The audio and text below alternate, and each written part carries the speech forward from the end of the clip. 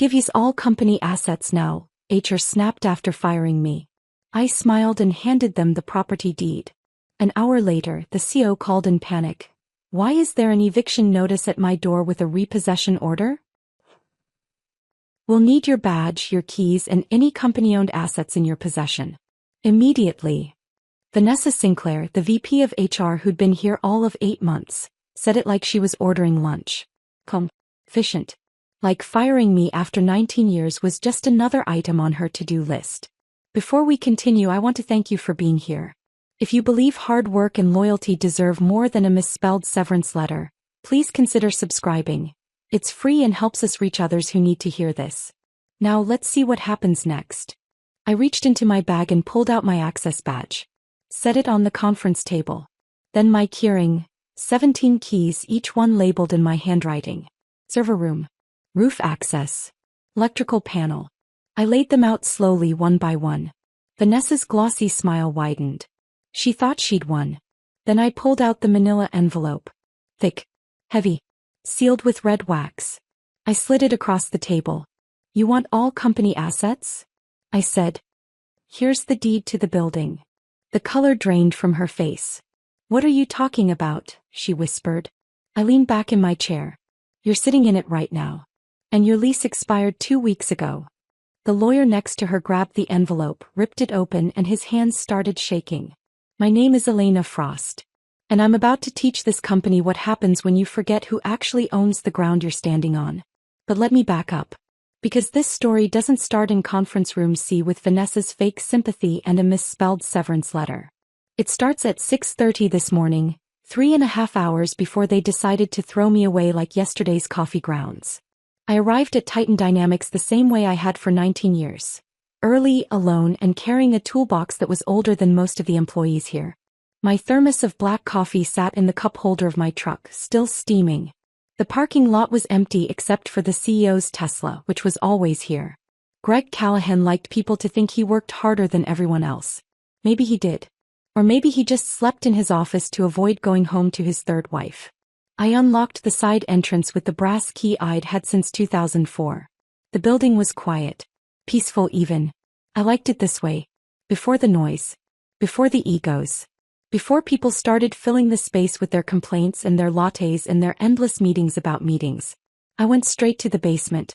There was a leak near the old boiler. I'd noticed it on Friday, a slow drip that pooled near the southeast corner. Small now, but it wouldn't stay that way. Leaks never did. Ignore them long enough and they'd take down a whole ceiling. I'd seen it happen in other buildings. It wouldn't happen here. Not on my watch. I set my toolbox down, crouched beside the pipe, and got to work. The wrench was cold in my hand. The basement smelled like damp concrete and rust. My knees ached, they always did these days, but I didn't mind. This was honest work. Work that mattered. Work that kept this place standing. At 6:47 a.m. I heard footsteps above me. Someone had arrived early. Probably one of the sales guys trying to impress Greg. I tightened the valve, wiped my hands on my jeans, and stood up. My phone buzzed in my back pocket. A calendar invite. Quick sync, conference room C, 10 a.m. Sent by Vanessa Sinclair. No subject line. No explanation. Just those 5 words. My stomach tightened. I stared at the screen for a long moment, reading it over and over like the words might change if I looked hard enough. Quick sync. I'd been in this business long enough to know what that meant. Quick sync was corporate speak for your time here is over. I'd seen it before. Hell, I'd been there for it. I'd held Harold's hand in the parking lot 2 years ago when they let him go. Harold, the senior accountant who'd been here since the beginning. He'd cried. Told me he didn't know how he'd tell his wife. Told me he thought he was safe. No one is ever safe. But I told myself I was different. I wasn't just another employee. I wasn't just a line item on a budget. I was Elena Frost, Director of Corporate Infrastructure and Asset Management. I was the woman who kept the lights on, the servers running, the toilets flushing. I was the one who showed up at 6:30 a.m. every single day with a toolbox and a plan. I was the one who saved this company. In 2004, Titan Dynamics was 6 people crammed into a converted warehouse with exposed brick, leaking pipes, and a ceiling that dripped every time it rained. Greg Callahan was a kid with a dream and no money.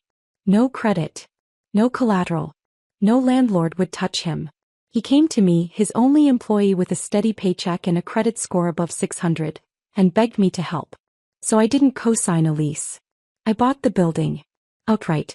With the life insurance payout from my late husband, David. $50,000. Everything we'd saved. Everything he'd left me. I used it to secure the property, then leased it back to Titan at cost. No profit. No markup. Just enough to cover property taxes and maintenance. Greg said it was temporary. Just until we get on our feet, he'd said. That was 19 years ago. And in all that time, no one ever asked me to transfer the deed.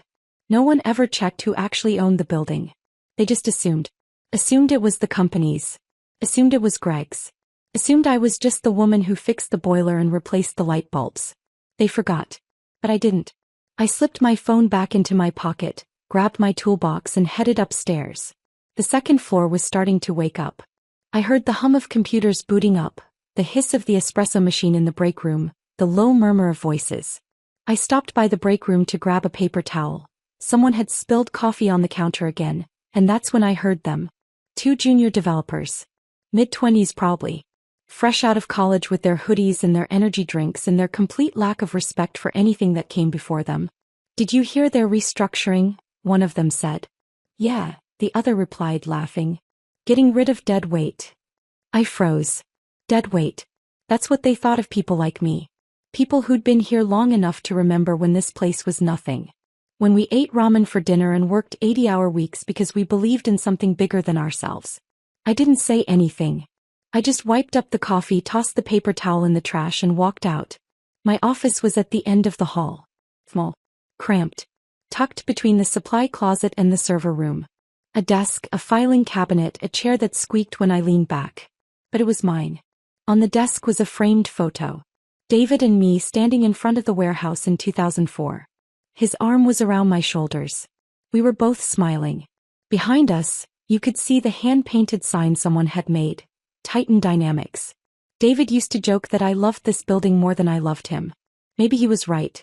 He died 6 years ago. Heart attack. Sudden. One day he was here making jokes about my toolbox and kissing me goodbye in the driveway. The next day he was gone. I threw myself into work after that. It was easier than going home to an empty house. Easier than sitting in the silence and remembering all the plans we'd made that would never happen now. This place became everything. And now they were about to take it away. I ran my finger over David's face in the photo. He'd believed in Greg. He'd believed in Titan. He'd believed in the dream. So had I. At 9:50 a.m. I stood up, smoothed down my cardigan, the navy one with the coffee stain near the hem that I'd never managed to get out, and walked toward conference room C. The hallway felt longer than usual. I passed the wall of company milestones. Photos in sleek black frames. Ribbon-cutting ceremonies. Award presentations. Team retreats in the mountains. Greg shaking hands with investors. Vanessa Sinclair smiling in her designer blazer at some corporate gala. I wasn't in any of them. I was always behind the camera. Making sure the lights worked. Making sure the projector didn't die halfway through the keynote. Making sure someone remembered to order lunch. Invisible. I reached the door to conference room C and paused. Through the frosted glass I could see two silhouettes. Vanessa. And someone else. A man in a suit. My chest tightened. I took a breath. Smoothed my cardigan one more time. And pushed the door open. The room smelled like stale air and bad decisions. Fluorescent lights buzzed overhead. Vanessa sat on one side of the long table, perfectly composed, her nails glossy and folded in front of her. Next to her was the man in the suit. Mid-40s, slicked back hair, expensive watch, dead eyes. A lawyer. Elena, Vanessa said, her voice warm and fake. Thanks for coming in. Please have a seat. I didn't move. She gestured to the chair. Really? Sit. I stayed standing. Her smile twitched. Elena, we wanted to have a conversation with you about some strategic adjustments we're making. Strategic adjustments. Corporate speak for you're done here. You're firing me, I said. She hesitated. Just for a second. Then she pushed a folder across the table. We prefer to call it a mutual separation. We're offering 3-month severance, benefits through October and a non-disclosure agreement. We think it's fair. I pulled the folder toward me and opened it. The first page was a severance agreement. Standard. Hold. The second page was a letter. Dear Miss Frost. I stopped reading. Frost.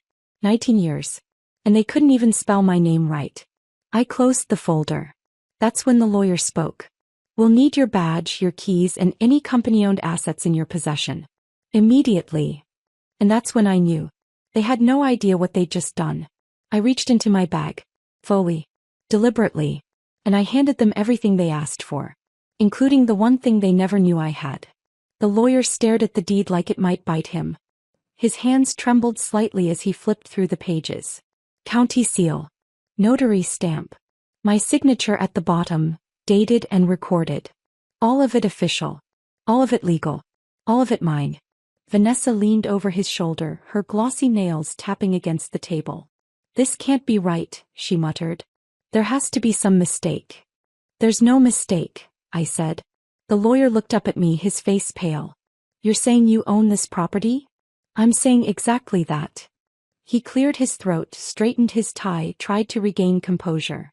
Miss Frost, even if this document is legitimate, you can't simply evict a sitting tenant without proper notice and legal process.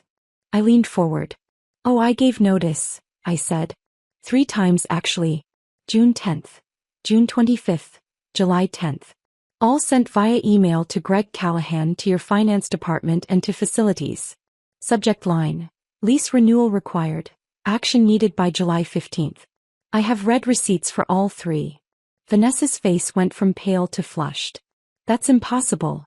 We would have. Would have what? I interrupted. Would have responded. Would have taken it seriously. You didn't. You ignored them. And now your lease is expired. As of August 15th, you've been operating without a valid agreement. The lawyer flipped through the deed again, scanning the fine print. I could see the moment it clicked. His jaw tightened. His eyes narrowed. Section 9B, he said quietly. That's right, I replied. Renewal of lease term requires written notice from the lessee no later than 30 days prior to expiration. You missed it. Which means I have the legal right to terminate tenancy and reclaim my property. Vanessa's hands were shaking now. She pulled out her phone, scrolling frantically. I never saw any emails about a lease renewal. That's because you weren't on the original distribution list, I said. You've only been here 8 months. Greg was. Finance was. Facilities was. They all saw it. They just didn't care. She looked at the lawyer. He looked at the deed. Neither of them looked at me. I stood up. There's one more thing, I said. They both looked up. Suite 328. The back office. You've been subletting it to a cryptocurrency consultant named Blake Hartman for the past 18 months. Did Greg mention that to you? The lawyer's face went white. Section 8C of the lease agreement explicitly states that any subletting requires written landlord approval, I continued. Greg never asked. I never approved. That's a material breach of contract. Which means even if you had renewed on time, I'd still have grounds to terminate. Vanessa opened her mouth. Closed it. Opened it again. This is insane. No, I said. This is business. You wanted to make strategic adjustments. Congratulations. You just made the biggest one of your career. I turned and walked toward the door. Wait, Vanessa said, her voice sharp. You can't just leave. We need to. You don't need anything from me anymore, I said without turning around. You made that very clear. I returned all company assets just like you asked. Including the one you forgot you didn't own. I pushed the door open and stepped into the hallway.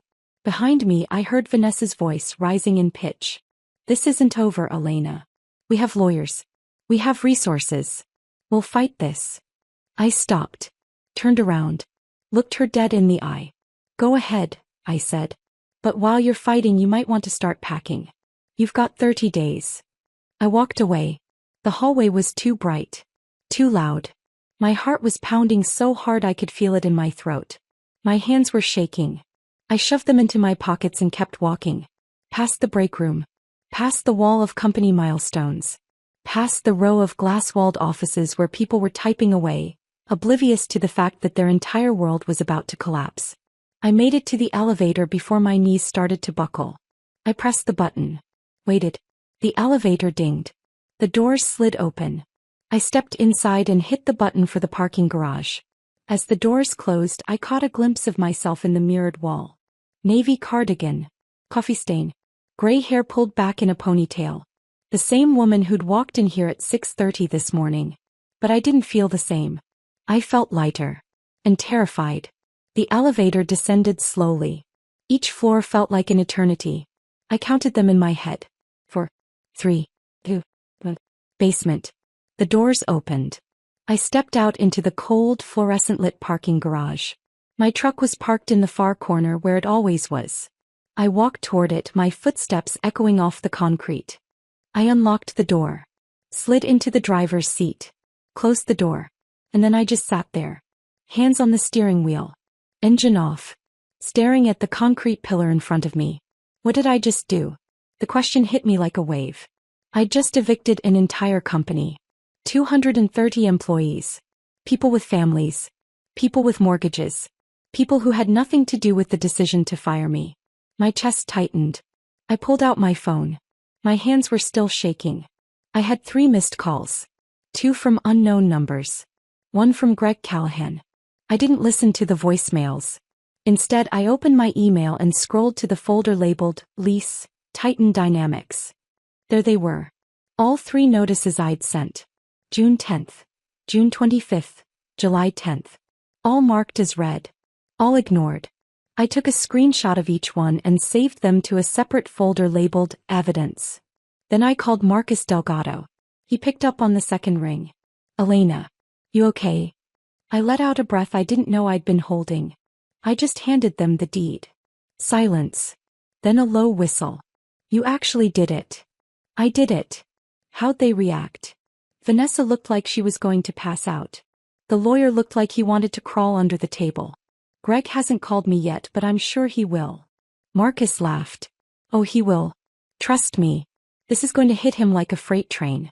Did you mention the subletting violation? I did. Good. That seals it. Even if they try to fight the eviction, we've got them on breach of contract. They're done, Elena. You won. I stared at the concrete pillar.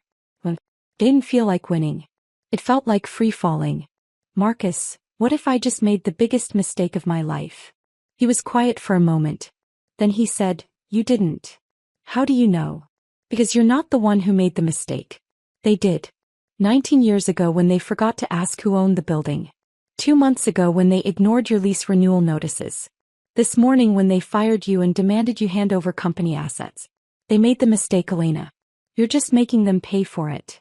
I closed my eyes. I filed the eviction notice this morning, Marcus continued. It'll be delivered within the hour. They'll get the email and the physical copy. After that, they've got 30 days to vacate. If they try to fight it, we go to court. But trust me, no judge is going to side with them. Not with the paper trail we've got. Okay, I said quietly. You did the right thing. Yeah. I mean it, Elena. You did. I thanked him and hung up. Then I sat there in the silence, listening to my heartbeat slow down. My phone buzzed. A text from an unknown number. You just made a huge mistake. I stared at it. Then I blocked the number. Another buzz. Different number. Greg wants to talk. Tomorrow. His office. I didn't reply. I started the engine, put the truck in reverse and pulled out of the parking spot. As I drove up the ramp toward the exit, I glanced in the rearview mirror. The building stood behind me, tall and solid. The building I'd saved. The building I'd loved. The building that had been my second home for 19 years. It wasn't mine anymore. Not emotionally. But legally, it always had been. I turned onto the street and drove away. And for the first time in years, I didn't look back. I pulled into my driveway just after noon. The house looked exactly the same as it had when I left this morning. Small, quiet, ordinary. A ranch-style home in Littleton with beige siding and a front porch that needed repainting. David and I bought it in 1998. 26 years ago. Back when we thought we had all the time in the world. I turned off the engine and sat there for a moment, staring at the front door. My hands were still shaking. I gripped the steering wheel tighter, trying to steady them. Trying to steady myself. What did I just do? The question had been circling in my head since I left the parking garage. It followed me through every red light, every turn, every mile between downtown Denver and home. I just evicted an entire company. 230 employees. People with families. Mortgages. Kids in college. People who had nothing to do with the decision to fire me. My chest tightened. I grabbed my bag, got out of the truck and walked to the front door. My keys jingled in my hand. I unlocked the door and stepped inside. The house was too quiet. It always was. I set my bag down on the kitchen table and looked around. Same furniture. Same curtains. Same framed photos on the mantel. David and me on our wedding day. David and me at the Grand Canyon. David and me standing in front of the warehouse in 2004, arms around each other, smiling like we'd just won the lottery. I walked over to the mantel and picked up the photo. He looked so young. We both did. I ran my thumb over his face the way I always did when I needed to feel close to him. I don't know if I did the right thing, I whispered. He didn't answer. He never did. I set the photo back down and walked to the kitchen. Poured myself a glass of water. My phone sat on the counter, screen dark. I'd silenced it on the drive home. I didn't want to see the messages. Didn't want to hear the calls. But I picked it up anyway. 3 missed calls. All from unknown numbers. 2 texts. I opened the first one. You just made a huge mistake. My stomach dropped. I stared at the message. No name. No context. Just those 6 words. I blocked the number. Then I opened the second text. Different number. Greg wants to talk. Tomorrow. His office. I set the phone down and walked away. My hands were shaking again. I sat at the kitchen table and stared at the stack of paperwork I'd left there this morning. Lease agreements. Email records. County filings. Everything I'd prepared over the past 2 weeks. I'd been planning this. Not consciously. Not deliberately. But somewhere in the back of my mind I knew this day was coming. Ever since Vanessa Sinclair walked through the doors of Titan Dynamics 8 months ago with her designer blazer and her corporate jargon, I knew. She'd made comments. Little ones. Casual ones. We need to modernize our operations. We need to eliminate redundancies. We need to bring in fresh perspectives. I knew what that meant. I was the redundancy. I was the one who needed to be eliminated. So I'd started pulling files. Printing records. Organizing documents. Just in case. And today I'd used them. My phone buzzed. I flinched. I picked it up. A text from Marcus. Filed and stamped. Eviction notice is live. You're a savage, Elena. I stared at the message. Savage. Was that what I was? I set the phone down and walked to the bedroom. The house felt too big. Too empty. The silence pressed in on me from all sides. I opened the closet and pulled out an old shoebox from the top shelf. It was dusty. I hadn't touched it in years. I sat on the edge of the bed and opened it. Inside were letters. Handwritten notes from Greg. From the early days. Back when Titan Dynamics was 6 people and a dream. I pulled out the first one. Elena, you saved us. I'll never forget this. Greg. I read it slowly. Then I pulled out the next one. We couldn't have done this without you. You're the heart of this company. G. And the next. Your family, Elena. Boys. Greg. Family. I read that word over and over. Family doesn't get fired via HR intermediary. Family doesn't get handed a misspelled severance letter. Family doesn't get escorted out like a security risk.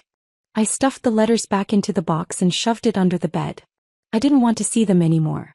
I didn't want to remember the version of Greg who wrote those words.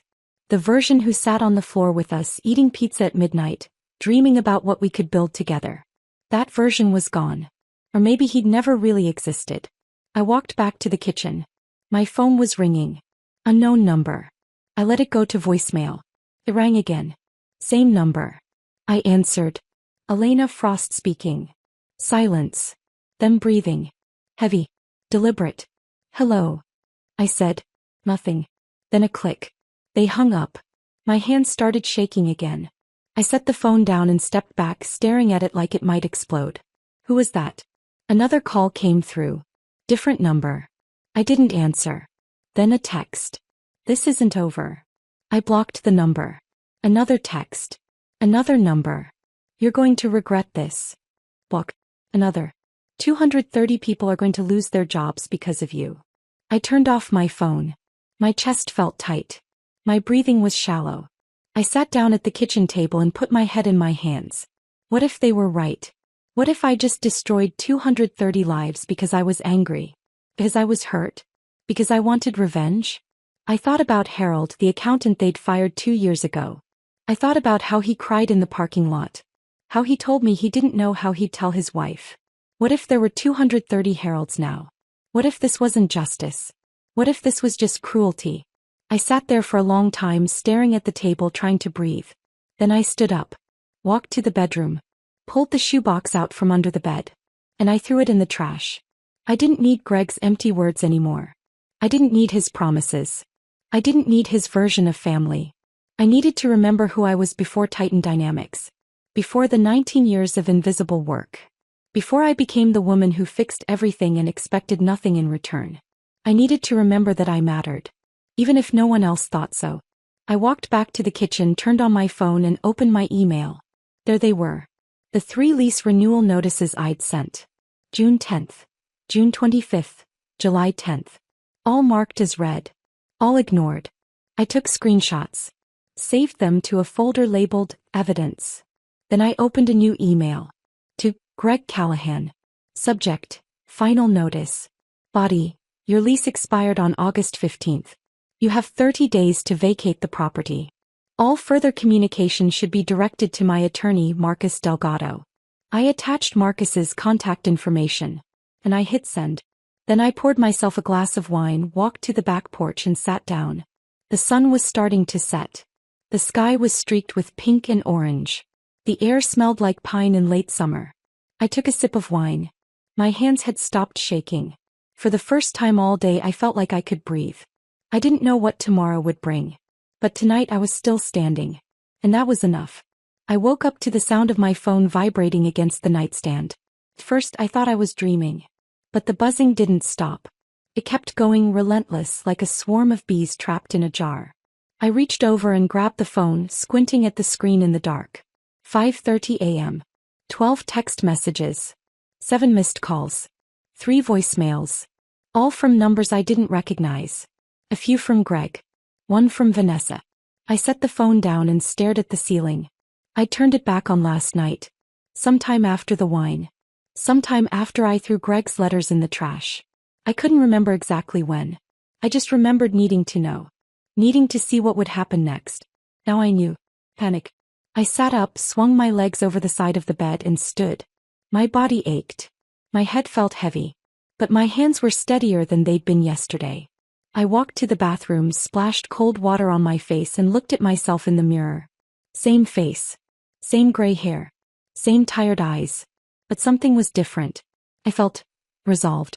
I got dressed, jeans, a plain gray sweater, my old sneakers, and walked to the kitchen. Made coffee. The smell filled the house, warm and familiar. I sat at the table and picked up my phone. I didn't listen to the voicemails. Didn't read the texts. I just scrolled through the list of missed calls, watching the timestamps roll by. 8:47 p.m., 9:15 p.m., 10:03 p.m., 11:34 p.m., 2:18 a.m. They'd been calling all night. Good. I took a sip of coffee and called Marcus. He picked up on the first ring. Elena. You okay? They're panicking, I said. He laughed. A deep rumbling sound. Yeah, I'd say so. Greg's lawyer called me last night. Around 10:30. Threatened to sue. Claimed you were acting in bad faith. Claimed the eviction was retaliatory. And I told him to read the lease agreement and call me back when he found a legal leg to stand on. Did he call back? Nope. I smiled. Elena, they don't have a case, Marcus continued. The lease expired. They missed the renewal deadline. You gave notice. Everything's documented. They're scrambling because they know they screwed up. I stared into my coffee. What if they find something? Some loophole. They won't. Trust me. I've been doing this for 30 years. This is as airtight as it gets. I let out a breath I didn't know I'd been holding. Meet me at the diner, Marcus said. I've got the delivery confirmation. You'll want to see it. The diner was a small place on the edge of downtown. Worn booths, checkered floors, and a waitress named Betty who'd been working there since the 80s. Marcus and I had been meeting here for years. It was neutral ground. Quiet. Safe. He was already sitting in a corner booth when I arrived. a manila folder in front of him and a cup of coffee in his hand. I slid into the seat across from him. "Morning," he said, sliding the folder toward me. "Eviction notice was delivered yesterday at 9:04 a.m. signed for by the receptionist. Greg got his personal copy at 9:47 a.m. I opened the folder. Inside was a photocopy of the signed delivery receipt. The receptionist's signature was barely legible, but it was there. Visual. According to my contact at the county, Marcus continued, Greg tried to file an emergency injunction at 10:15 a.m. I looked up. An injunction? Yep. He wanted a judge to halt the eviction process.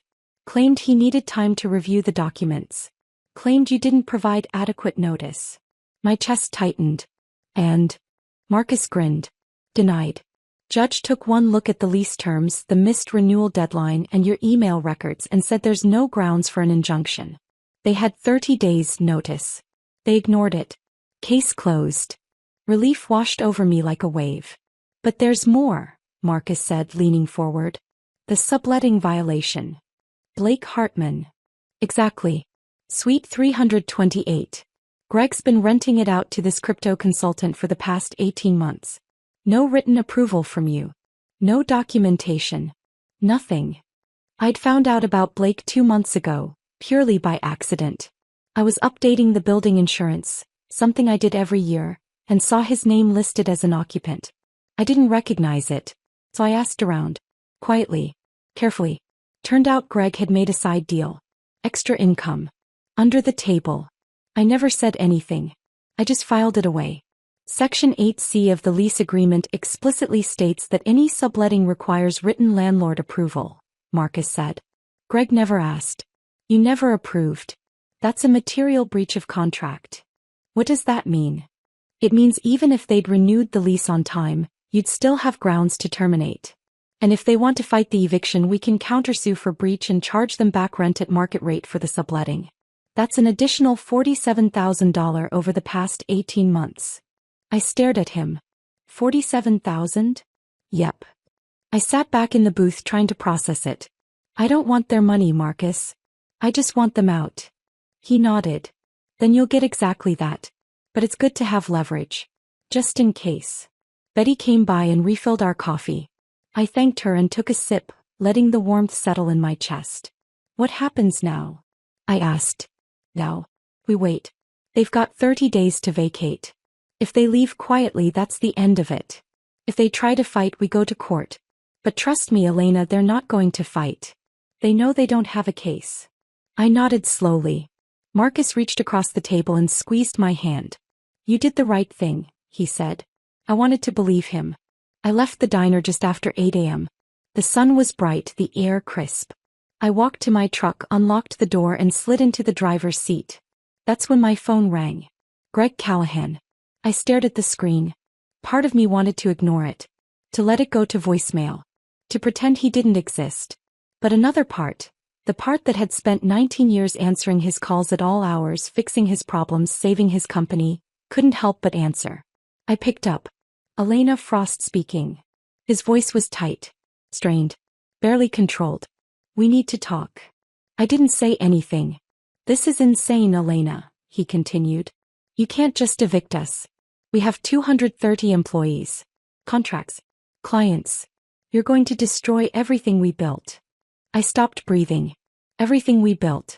Those words. I got out of the truck and stood in the middle of the parking lot, phone pressed to my ear. Everything we built? I repeated slowly. Yes. This company. This building. Everything. I closed my eyes. Greg, I said quietly.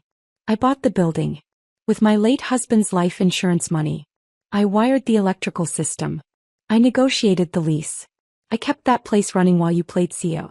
And you fired me. So no, I'm not destroying anything. You already did that. Silence. Then his voice, softer now. Desperate. Elena, please. We can fix this. We can work something out. No, I said. We can't. Elena. I hung up. My hands weren't shaking anymore. I stood there in the parking lot, phone in my hand, staring at the sky. The sun was bright. The air was cool. And for the first time in 19 years, I felt like I wasn't carrying the weight of the world on my shoulders. I got back in the truck, started the engine, and drove home. And I didn't look back. When I got home, I locked the door behind me and stood in the entryway for a long moment, just breathing. The house was quiet. Too quiet. I walked to the kitchen, set my keys on the counter, and poured myself a glass of water. My phone sat next to the sink, screen dark. I'd silenced it after hanging up on Greg. I didn't want to hear it ring. Didn't want to see his name flash across the screen again. For 2 days I didn't leave the house. I organized my paperwork, filed receipts, watered my plants, cleaned the kitchen until the counters gleamed. I did anything I could to keep my hands busy and my mind quiet. But on the 3rd day everything changed. I was sitting on the couch folding laundry when I heard a knock at the door. I froze. No one ever came to my door. Not anymore. Not since David died. I set down the laundry and walked to the window, peeking through the curtain. It was Carol, my neighbor from 2 houses down. She was holding her iPad and waving at me through the glass. I opened the door. "Elena," she said, slightly out of breath. "You need to see this." She pushed past me into the living room and sat on the couch, tapping frantically at her iPad. "Carol, what's going on?" She turned the screen toward me. It was a news article. Local outlet. The headline read, "Tech firm faces eviction after firing longtime employee who owned the building." My stomach dropped. There was a photo. The eviction notice. Fluorescent orange. Zip tied to the front door of Suite 300. I stared at it. "Scroll down," Carol said, her eyes wide. "Look at the comments." I took the iPad from her hands and scrolled. "Imagine firing the person who owns your building. What idiots. CO is a complete moron. She's a legend. I hope she takes them for everything. This is the most beautiful revenge I've ever seen." There were hundreds of them. Maybe thousands. I handed the iPad back to Carol. "Is this you?" she asked, her voice soft. I nodded. She set the iPad down and hugged me. Tight. Like she was afraid I might disappear. "Good for you, honey," she said. "Those corporate jerks deserve it." I smiled. But inside I felt something twist. Pride. And unease. This was bigger than I thought. That afternoon my phone started ringing again. I'd turned it back on to check my email, and within minutes the calls started flooding in. The first one was from a reporter. "Jessica Lai. Denver Post. Miss Frost, I'd love to get your side of the story. This is a huge public interest piece. People are calling you a hero." I gripped the phone tighter. "I'm not interested in publicity," I said. "This is a private legal matter." "I understand," she said, her voice warm and persuasive. "But the public is very interested. Social media is exploding. Don't you want to set the record straight? Tell people what really happened." A hero. I'd never been called that before. But I didn't want to be a hero. I just wanted to be left alone. "No comment," I said and hung up. But the calls kept coming. Local news stations. A podcast called Justice Served. Even a TikTok creator who wanted to do a reaction video. I turned off my phone. I sat on the couch, staring at the wall, trying to process what was happening. This wasn't just about me and Titan anymore. It was public. I walked to the mantel and picked up the photo of David. The one from 2004. The two of us standing in front of the warehouse, arms around each other, smiling like we'd just conquered the world. "Did I do the right thing?" I whispered. He didn't answer. He never did. I set the photo down and walked to the kitchen. Poured myself a glass of wine. It was only 3 p.m., but I didn't care. I sat at the table and stared out the window. What if this all backfired? What if Greg found a way to twist the narrative? What if people started blaming me instead of him? What if I became the villain? I took a sip of wine and closed my eyes. On the 4th day I heard another knock at the door. This time I looked through the peephole before opening it. It was Dan Mercer, the facilities manager from Titan. Mid-30s. Quiet. Always respectful. One of the few people who ever said thank you when I fixed something. I opened the door. "Hey Elena," he said, hands shoved in his pockets. "I hope this isn't weird. I just wanted to check in. Make sure you're okay." I stared at him for a moment, then stepped aside. "Come in." He followed me to the kitchen. I made coffee. We sat at the table, the same table where I'd thrown Greg's letters in the trash just days ago. "How bad is it over there?" I asked. Dan let out a long breath. Chaos, he said. Vanessa locked herself in her office. Greg's been on the phone with lawyers nonstop. Half the staff doesn't even know what's going on. They just know there's an eviction notice on the door and the building's being taken away. I stirred my coffee, watching the spoon circle the mug. I didn't want it to be like this, Dan, I said quietly. I just wanted them to see me. He nodded. They see you now. There was a long silence. Then he said, for what it's worth, you deserved better. I looked up at him. His face was sincere. No pity. No judgment. Just honesty. Thank you, I said. He took a sip of his coffee. A lot of people are rooting for you. The ones who've been there long enough to remember what you did for that place. Harold called me yesterday. He saw the news. He said he wished he'd had the guts to do what you're doing. I smiled a little. How's he doing? Better. He got a job at a smaller firm. Pays less, but he's happier. I nodded. We sat there for a while, not saying much. Just two people who'd survived the same machine. When Dan left, he paused at the door. If you need anything, he said, let me know. I thanked him and closed the door. That night, I sat at the kitchen table with a calendar in front of me. September 15th. 28 days away. In 28 days, Titan Dynamics would be gone. Anne Bloom Pulse, a wellness startup run by a woman named Iris Tran, would move in. Iris had called me the day before, breathless with excitement. Thank you for this opportunity, Elena. We'll take great care of the space. I told her it had good bones. Because it did. I built those bones. But now, sitting here alone, I couldn't help but wonder. Did I just destroy 19 years of work out of spite? Or did I finally stand up for myself? I didn't know. But I did know one thing. I wasn't backing down. I stood up, walked to the trash can, and looked down at the shoebox I'd thrown away days ago. Greg's letters. His promises. His lies. I tied up the trash bag and carried it outside to the curb. When I came back inside, the house felt lighter. I poured myself another glass of wine, sat on the back porch, and watched the stars come out. The air was cool. The night was quiet. And for the first time in a long time, I felt like maybe, just maybe, I was going to be okay. The certified letter arrived on a Tuesday morning, 1 week before the eviction deadline. I was sitting on the back porch with my coffee when I heard the mail truck pull up. I walked to the mailbox, pulled out a stack of bills and catalogs, and saw it at the bottom. Thick. Visual. Return address. Brennan and Associates. Greg's legal team. I carried it back to the porch and set it on the table, staring at it like it might explode. I didn't open it right away. I just sat there sipping my coffee, watching the envelope like it was a live grenade. Finally, I tore it open. Inside was a single-page letter on law firm letterhead. Request for settlement meeting. They wanted to negotiate. I read it twice. Then I called Marcus. They sent me a letter, I said. They want to meet. He was quiet for a moment. Then he sighed. Elena, they have no leverage. They're grasping at straws. Ignore it. I can't.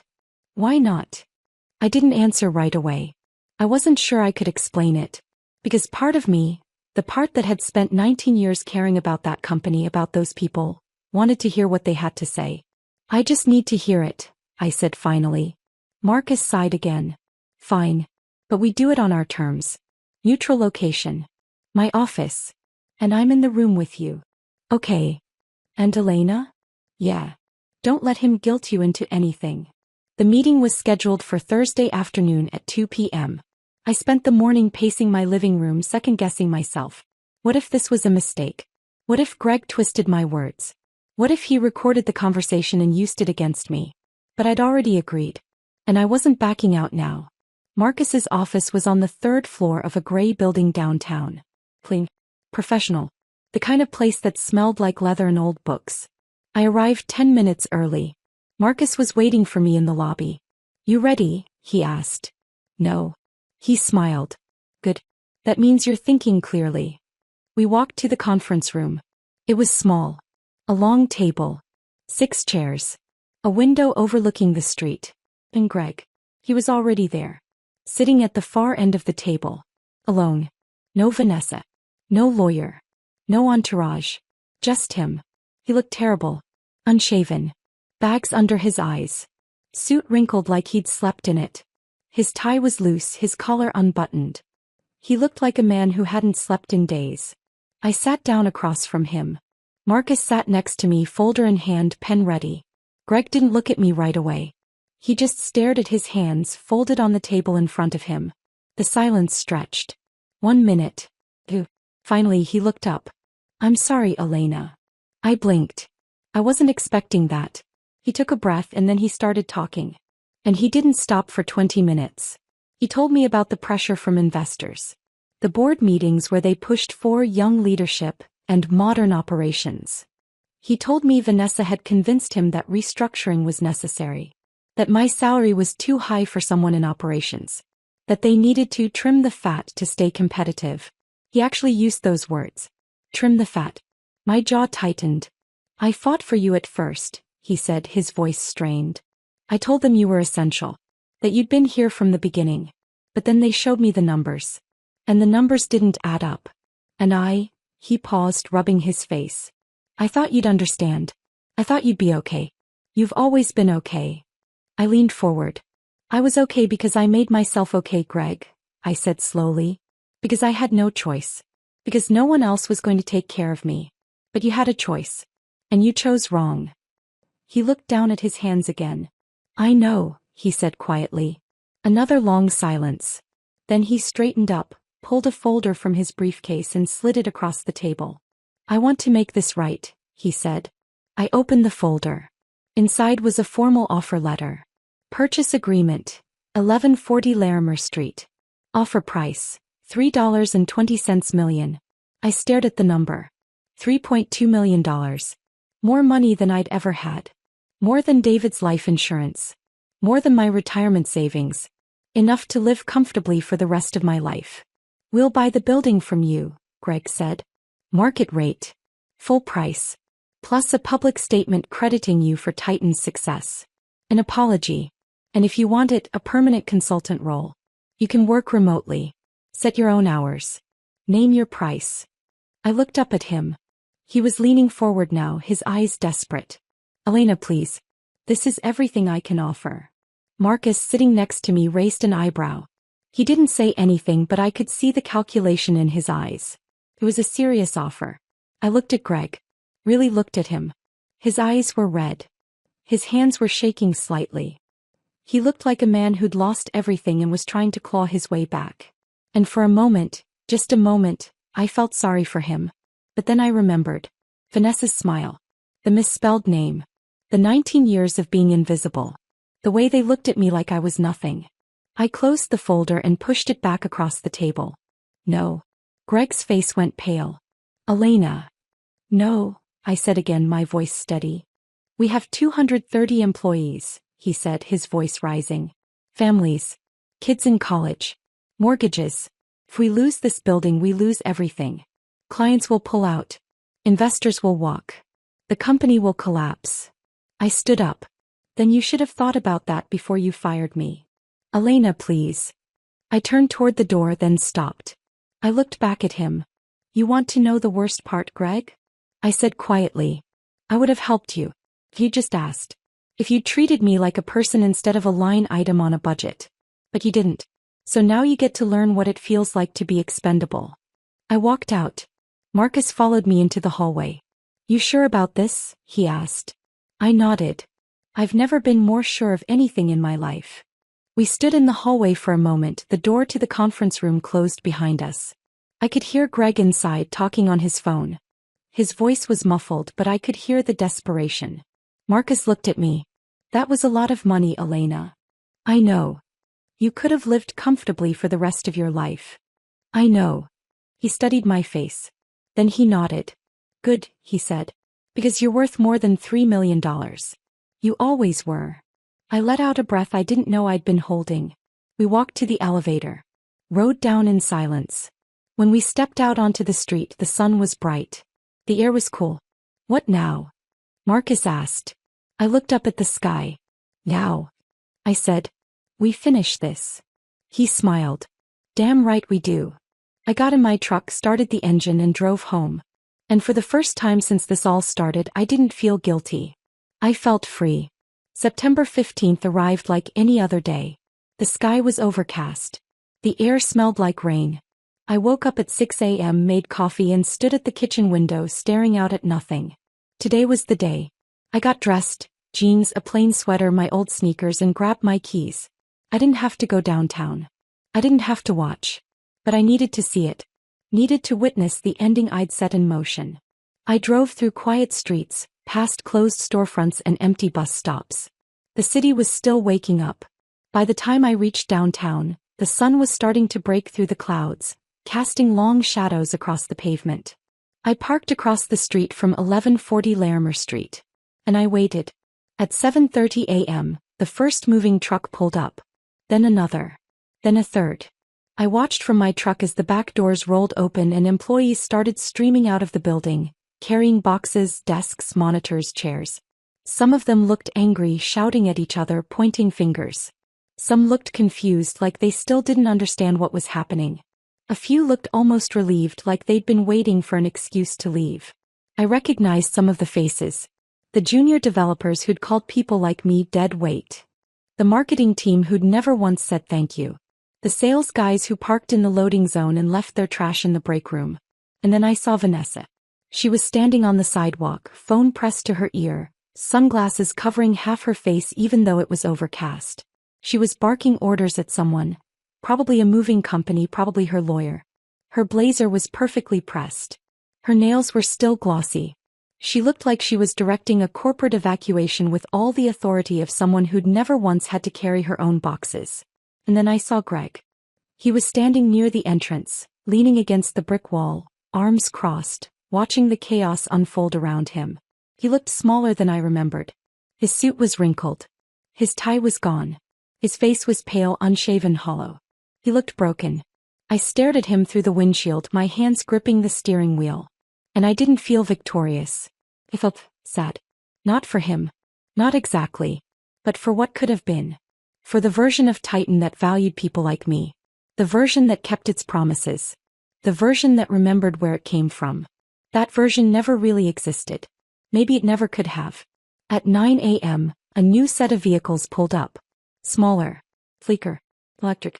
The doors opened and out stepped a group of young people dressed in athleisure and carrying yoga mats, potted plants, and boxes labeled Bloom Pulse in neat handwriting. Iris Tran stepped out of the lead car, wearing leggings and a green hoodie, her hair pulled back in a ponytail. She looked around, eyes bright, smiling like she'd just walked into a dream. She saw me sitting in my truck and waved. I waved back. She walked over, crossing the street with a bounce in her step. I rolled down the window. "Elena," she said, breathless. "This is so exciting. We're already planning the layout. Meditation corner in the lobby, Himalayan salt lamps in the break room, soft green paint on the walls. It's going to be beautiful." I nodded. "I'm sure it will be." She paused, her smile softening. "I read about what happened with the previous tenants. I'm sorry you had to go through that." I shrugged. "I'm not sorry. Not anymore." He studied my face for a moment, then smiled again. "Good. You deserve better." I watched her walk back across the street, rejoining her team as they started unloading boxes and laughing, talking about paint colors and furniture placement. And for the first time in weeks I felt something close to peace. At 11 a.m. my phone buzzed. A text from Dan. "It's done. Building's clear. Greg left 20 minutes ago. Didn't say a word to anyone." I stared at the message. It's over. Titan Dynamics was gone. I should have felt relieved. Victorious. Free. Instead I just felt hollow. I started the engine and drove away. I didn't go home right away. Instead I drove to a small park on the edge of downtown. It was quiet. Empty. Just a few benches overlooking the city skyline. I sat down and stared at the buildings in the distance, the glass towers reflecting the gray sky. My phone rang. I looked at the screen. Diane. My sister. I almost didn't answer. But then I did. "Elena," she said. "I just saw the news. Are you okay?" I let out a long breath. "I don't know. Tell me what happened." So I did. I told her about the firing. The eviction. The settlement offer Greg had made. The $3 million I turned down. She was quiet for a long time. Then she said, "I'm proud of you." I blinked. Felt tears sting the corners of my eyes. Yeah. You stood up for yourself. That takes guts. I wiped at my eyes. It doesn't feel like guts. It feels like I just burned down everything I built. No, she said firmly. You didn't build that company, Elena. You built the foundation. There's a difference. And they forgot that. So you reminded them. We talked for an hour. About David. About the early days of Titan. About the years I'd spent being invisible. About the future. It was the longest conversation we'd had in years. When I hung up, I felt lighter. Not happy. Not victorious. Just lighter. That evening, I drove back to 1140 Larimer Street one last time. The building was quiet now. The moving trucks were gone. The lights inside were dim. Bloom Pulse had locked up for the night. I parked in the same spot I'd been in that morning and got out of the truck. The air was cool. The street was empty. I walked across the pavement, past the entrance, past the loading dock, and stopped at the parking spot near the back. The spot where Greg used to park his Tesla. Reserved. Untouchable. Now it was just an empty space. I stood there for a moment, staring at the faded lines on the asphalt. Then I reached into my pocket and pulled out the original building key. Brass. Worn. Heavy with memory. The one I'd had since 2004. The one David and I used to unlock the door for the first time, back when this place was nothing but exposed brick, cracked floors, and a leaking ceiling. I didn't need it anymore. Iris had changed the locks. But I couldn't let it go. I ran my thumb over the worn edges, remembering the day David and I walked through these doors for the first time. The way he'd looked at me and said, "This is it, Elena. This is where it all starts." He'd believed in this place. So had I. I slipped the key back into my pocket. I wasn't letting go of the past. I was just choosing not to be defined by it anymore. I walked back to my truck, got in, and started the engine. As I drove away, I looked in the rearview mirror one last time. The building stood tall and solid, just like it always had. But it wasn't mine anymore. Not emotionally. Never really was. I turned the corner and drove home. And I didn't look back. 3 months passed like water through a sieve. Slow at first, then all at once. I fell into a routine. Morning coffee on the back porch. Afternoon walks through the neighborhood. Evenings spent reading or watching old movies. The kind of quiet life I hadn't allowed myself in decades. I stopped checking the news. Stopped looking at my phone every 5 minutes. Stopped waiting for the other shoe to drop.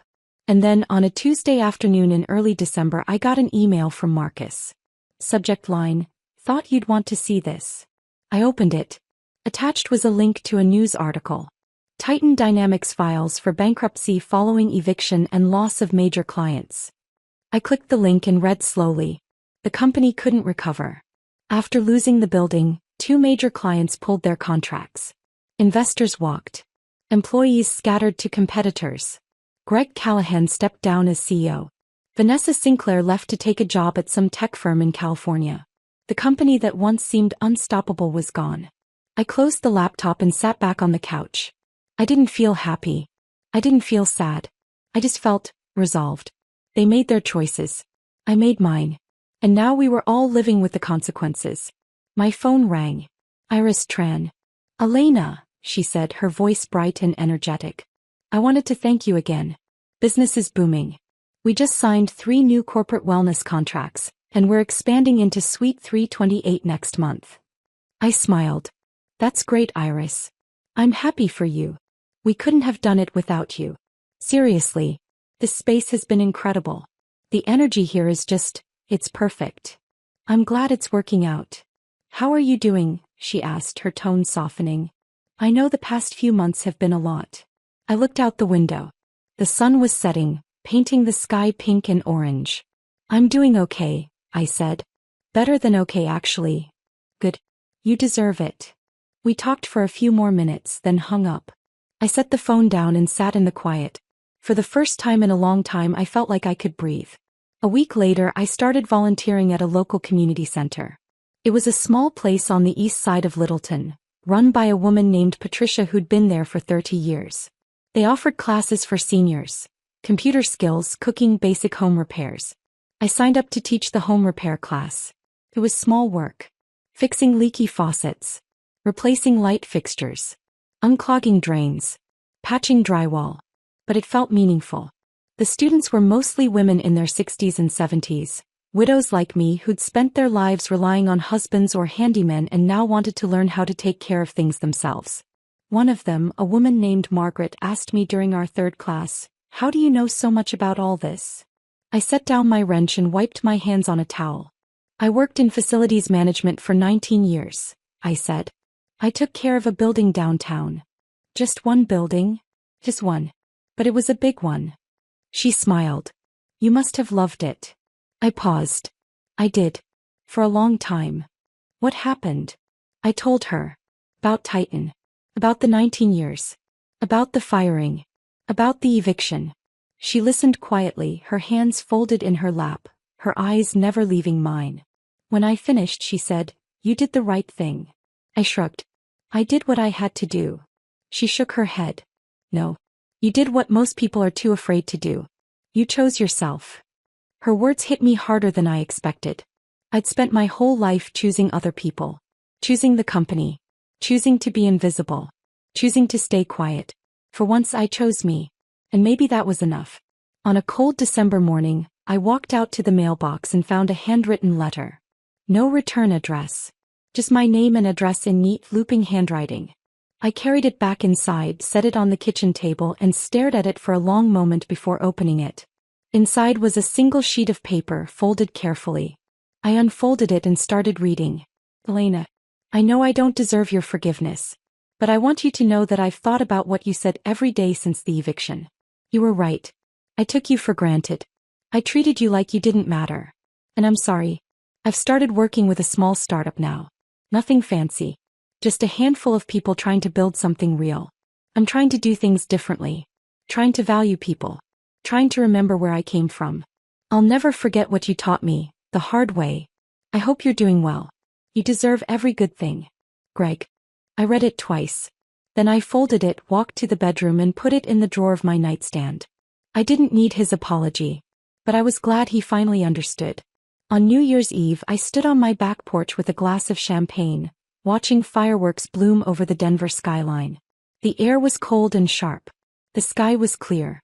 The fireworks exploded in bursts of red, blue, gold, lighting up the night like falling stars. My phone buzzed in my pocket. I pulled it out. A text from Dan. "Happy New Year, Elena. Thanks for everything." I smiled and typed back. "Happy New Year, Dan. Take care." I slipped the phone back into my pocket and took a sip of champagne. I thought about the past year. The betrayal. The eviction. The hollow victory. The unexpected peace. Thought about David. About how he used to tell me I was stronger than I believed. That I could do anything I set my mind to. Maybe he was right. I raised my glass to the sky. Not to what was. Not to what could have been.